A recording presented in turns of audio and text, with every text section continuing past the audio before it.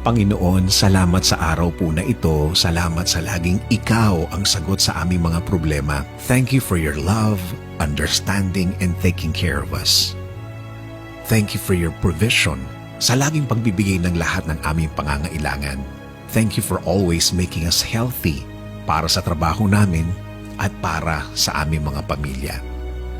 Panginoon, we are in the middle of stress. Nasa sitwasyong hindi na naman namin alam kung ano ang iisipin at ano ang aming gagawin. Panginoon, alam po namin na alam mo kung ano ang nararamdaman namin ngayon. Alam po namin na alam mo kung ano ang kinakaharap naming problema. Alam mo kung nasaan kami ngayon. Kami ngayon, Lord, ay pagod na. Nasa gitna ng problemang walang ibinigay kundi stress sa aming araw-araw na buhay. Lord, we're asking and praying that you show us the right way, the right path towards you, towards your glory, so we can experience once again your love for us. Alam po namin na kaya kami andito ngayon dahil nabawasan po ang aming pagtitiwala sa presensya niyo. At ngayon, nakatuto kami sa aming malungkot na sitwasyon. Please forgive us, O Lord, because we are again concentrating on the problem, not you, God.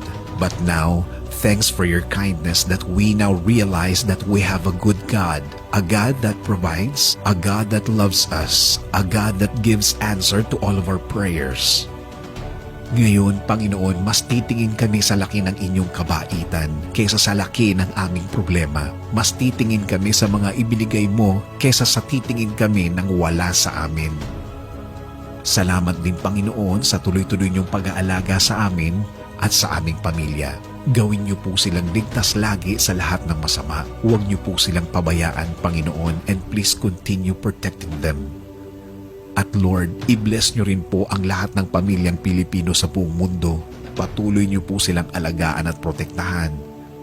And finally, God, please continue blessing the Philippines. Alisin niyo po ang mga sakit na nagkalat sa aming bayan.